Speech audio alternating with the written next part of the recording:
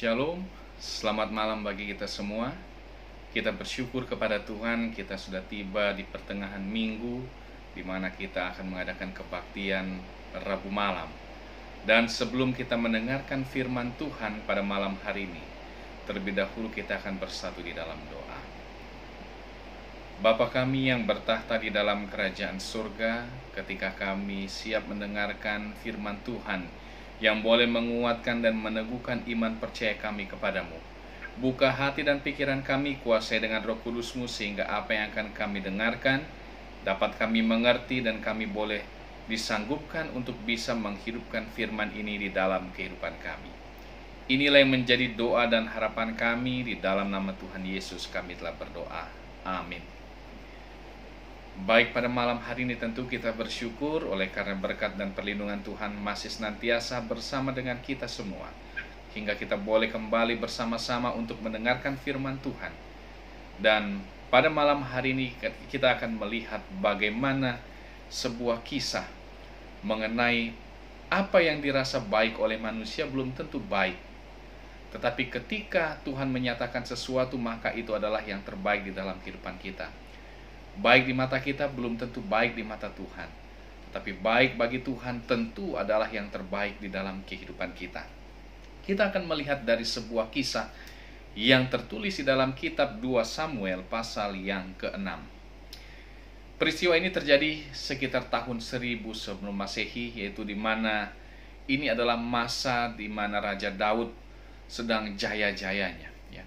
Ketika negeri yang diperintah oleh ataupun ketika Raja Daud menjadi raja atas Israel pada waktu itu, di mana situasi pun dalam keadaan baik, dikatakan Daud hidup bersama dengan istri dan anak-anaknya.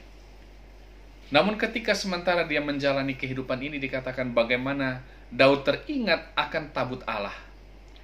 Dan dia merasa bahwa ada yang kurang jika tabut itu tidak bersama-sama dengan dia. Dan tabut ini sudah cukup lama terlupakan, ya. Sejak tabut ini dirampas dan dikembalikan oleh orang Filistin, ya. Dan tentunya kita pernah mendengar kisah ketika tabut ini ditempatkan di satu tempat di mana ada patung-patung ataupun dewa-dewa sesembahan orang lain. Dikatakan bagaimana tempat itu pada akhirnya terjadi sebuah bencana-bencana, ya. Tetapi kita boleh melihat, dikatakan setelah lama terlupakan, ya, dan tabut itu pun diamankan di rumah Abinadab, ya, di Kiryat Yearim. Kalau kita buka di dalam 1 Samuel pasal yang ke-7 kita akan temukan. Dan kemudian tabut ini tidak pernah disebut-sebut lagi. Lebih dari 20 tahun setelah hal itu, dikatakan bagaimana Daud dia mengingat kembali mengenai tabut ini. Itu makanya dikatakan ia kemudian memindahkan tabut itu ke Yerusalem dalam suatu prosesi yang begitu meriah dilakukan. Dan seluruh kaum Israel, termasuk Daud, turut menari-nari dengan sekuat tenaga. Lagu-lagu pujian dilambungkan dan segala macam alat musik dibunyikan. Sehingga memang pada saat itu terjadi satu perayaan yang begitu mewah, begitu meriah terjadi. Namun di tengah-tengah kemeriahan ini ada satu bencana yang terjadi. Ada satu insiden yang menarik perlu kita perhatikan. Mari kita buka Alkitab kita di dalam 2 Samuel pasal yang ke-6. 2 Samuel pasal yang ke-6 dari ayat yang ke-3 sampai ayat yang ke-7 kita akan baca. Mereka menaikkan tabut Allah itu ke dalam kereta yang baru setelah mengangkatnya dari rumah Abinadab yang di atas bukit. Perhatikan, tabut ini sebelumnya diangkat adalah menggunakan, ya, manusia yang mengangkut tabut itu. Tapi kali ini dikatakan Daud dia menaikkan tabut Allah itu ke dalam kereta yang baru, ya. Lalu dikatakan lalu Usa dan Ahio anak-anak Abinadab mengantarkan kereta itu. Ayat yang selanjutnya, ayat yang keempat, Usa berjalan di samping tabut Allah itu, sedang Ahio berjalan di depan tabut itu.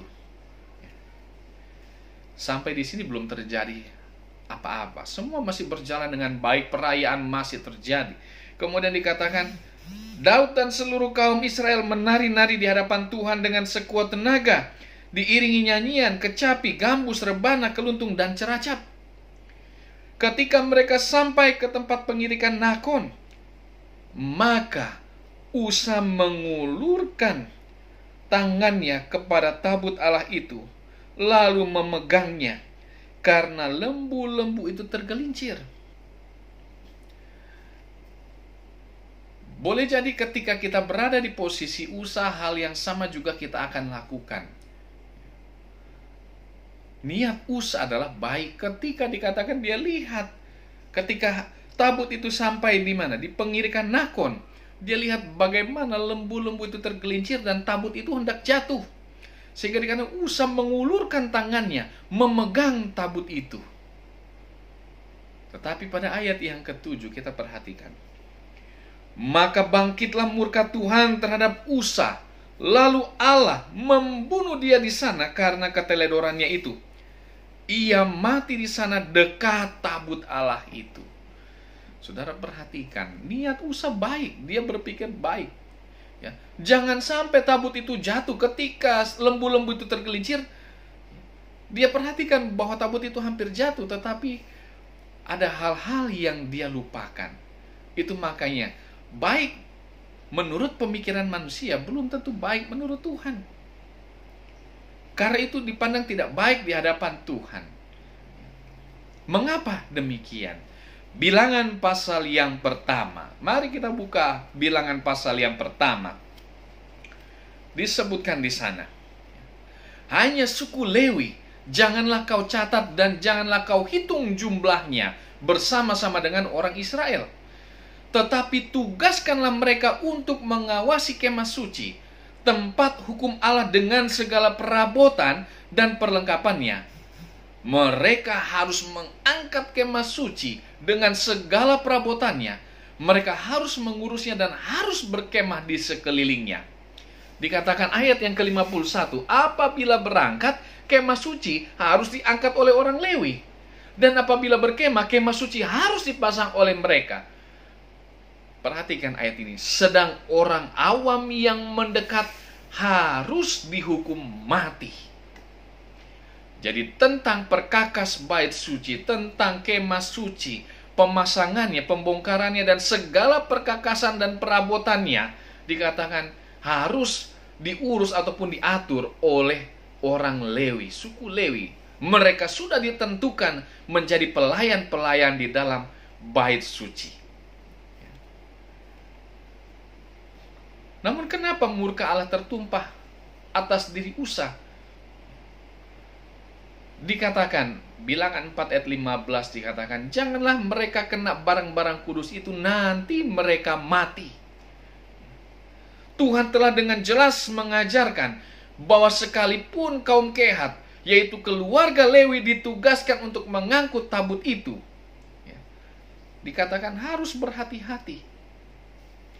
Kalaupun Usa bukan seorang Kehat atau seorang Lewi, tetapi ia tetap harus tahu apa yang diajarkan hukum dalam Bilangan 4 dan Bilangan pasal yang ke-7. Tidak sembarang-sembarang orang yang boleh memegang bait suci itu. Dan orang-orang yang sudah ditunjuk untuk mengangkat tabut itu, ada orang-orang yang sudah ditunjuk untuk itu.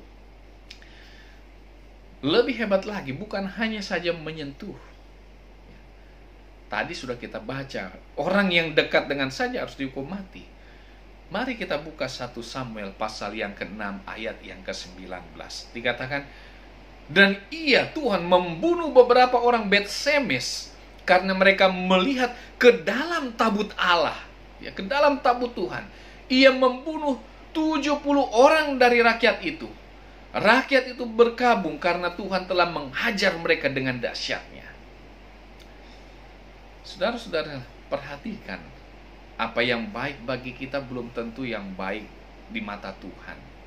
Karena apa? Rancangan kita ataupun pemikiran kita terbatas, tetapi pemikiran Tuhan di luar dari pemikiran kita. Tidak sampai kita punya pemikiran untuk sampai ke pemikirannya Tuhan.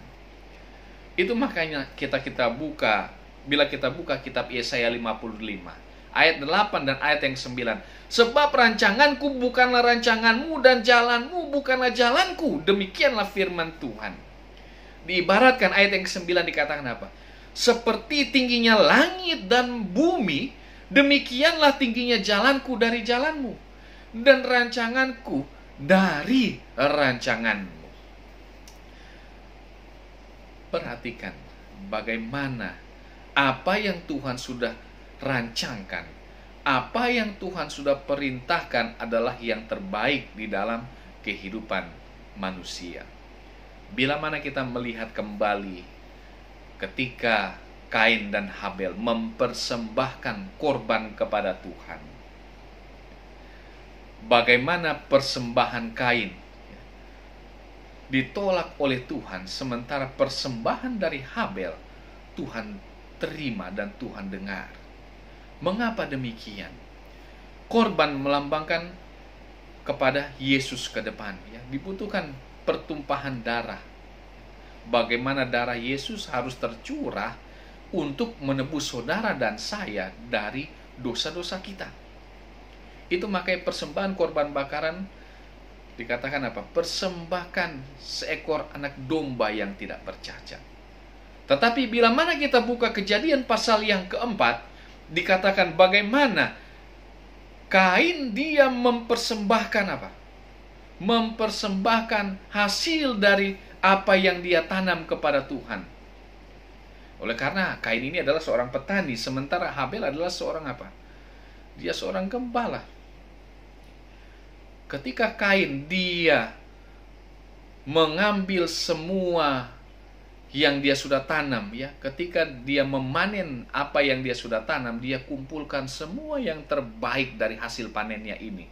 Kemudian dia rindu persembahkan kepada Tuhan. Saudara, perhatikan, Kain punya maksud yang baik. Dia mau mempersembahkan yang terbaik buat Tuhan. Sehingga dari semua yang dia punya, dia mau ambil yang terbaik, dia mau kasih itu persembahan itu kepada Tuhan. Baik maksudnya ataupun tujuannya? Baik. Tetapi apakah demikian perintah Tuhan? Tidak. Itu makanya persembahan Kain ditolak oleh Tuhan. Tetapi persembahan Habel dikatakan apa? Habel mempersembahkan seekor anak domba yang tidak bercacat. Dan persembahannya diterima oleh Tuhan. Baik bagi kita belum tentu benar bagi Tuhan. Oleh karena itu harus berhati-hati. Terkadang kita menggunakan pemikiran kita. Oh, ini baik. Tetapi coba tanyakan dulu, apakah itu berkenan kepada Tuhan atau tidak? Apakah itu sesuai dengan perintah Tuhan atau tidak?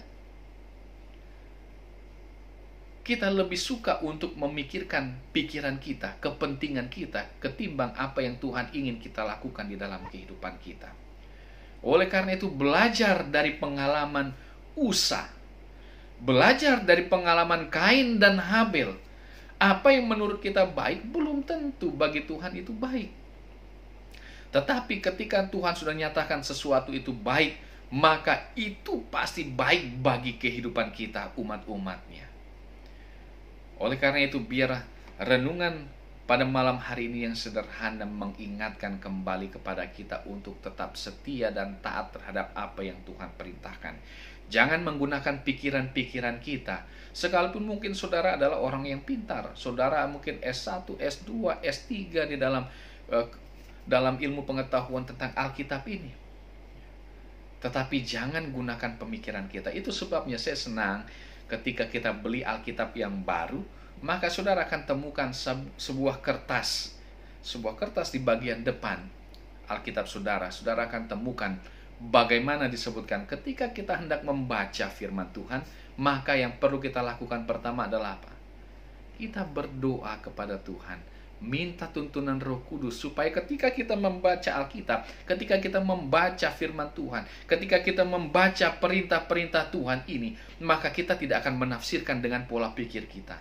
Tetapi izinkan Roh Kudus yang menuntun kita. Izinkan Roh Kudus yang membuka pemikiran kita untuk bisa memahami apa kehendak Allah di dalam kehidupan kita.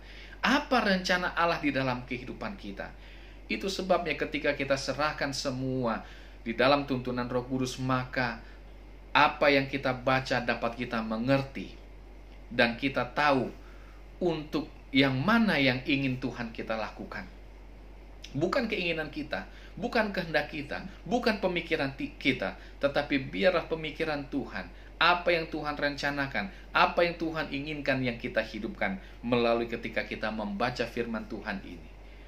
Izinkan Roh Kudus yang bekerja, yang menuntun hati dan pikiran kita, sehingga bukan pemikiran kita yang kita hidupkan, melainkan ketika kita dituntun oleh Roh Kudus, maka kita akan berjalan seperti yang Ia inginkan di dalam kehidupan kita. Kiranya Tuhan akan menolong kita untuk bisa menghidupkan firman Tuhan ini bukan dengan pola pikir kita, melainkan dengan tuntunan Roh Kudus. Kita disanggupkan untuk bisa menghidupkan firman-firman Tuhan ini, menghidupkan apa yang Tuhan perintahkan di dalam kehidupan kita, agar kehidupan kita akan tetap terjaga aman di dalam perlindungan Tuhan. Sekalipun situasi saat ini begitu hebat melanda negeri kita, tetapi tentu kita percaya tuntunan dan perlindungan Tuhan menyertai kehidupan umat-umatnya. Tuhan membentengi umat-umatnya. Tuhan memagari umat-umatnya dengan malaikat-malaikatnya.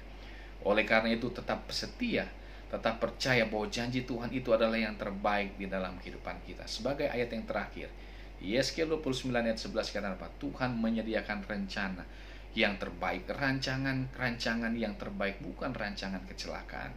Oleh karena itu, mari kita serahkan kehidupan kita ke dalam tangan dan perlindungan Tuhan, ke dalam tuntunan Roh Kudus, agar kehidupan kita boleh senantiasa berkenan di hadapan Tuhan. Menjadi doa dan harapan kita, kiranya Tuhan Yesus memberkati kita. Mari kita bersatu di dalam doa. Bapa kami yang bertahta di dalam kerajaan surga, ketika firman Tuhan melalui pengalaman Usa, Kain dan Habel mengingatkan kembali kepada kami untuk tidak menggunakan pola pikir kami, tetapi biarlah apa yang kami pikirkan, apa yang kami hidupkan adalah sesuai dengan rancangan Tuhan. Oleh karena kami yakin dan percaya ketika Engkau merancangkan sesuatu di dalam kehidupan kami, itu adalah hal yang terbaik yang boleh kami terima daripada-Mu. Oleh karena itu Tuhan, kami memohon juga Roh Kudus-Mu bekerja di dalam kehidupan kami, menuntun setiap langkah kami agar kami tidak menyimpang ke kiri dan menyimpang ke kanan, melainkan kehidupan kami senantiasa berjalan di dalam jalan Tuhan. Ajar kami untuk tetap setia, sekalipun situasi sepertinya tidak seperti yang kami harapkan, tetapi kami tahu bahwa ada rancangan Tuhan, rencana Tuhan yang terbaik. Oleh karena rencana kami bukan rencana-Mu Tuhan, rancangan kami bukan rancangan-Mu. Kami tahu bahwa apa yang kami pikirkan tidak ada artinya di hadapan Tuhan. Oleh karena itu Tuhan, biar Engkau boleh senantiasa memberkati kami semua di dalam kehidupan kami. Terlebih ketika kami menjalani kehidupan kami di tengah-tengah wabah yang sementara terjadi di negeri kami tahu ada Tuhan yang senantiasa menyertai kehidupan kami. Ya Bapa, kami mau serahkan segenap kehidupan kami hanya ke dalam tangan perlindungan dan pengasihan Tuhan. Inilah yang menjadi doa dan harapan kami. Kami mohon ampun bila mana ada dosa dan pelanggaran kami. Karena doa ini semua kami alaskan hanya di dalam nama Yesus yang adalah Tuhan dan Juru Selamat kami. Amin. Tuhan Yesus kiranya memberkati kita semua. Amin.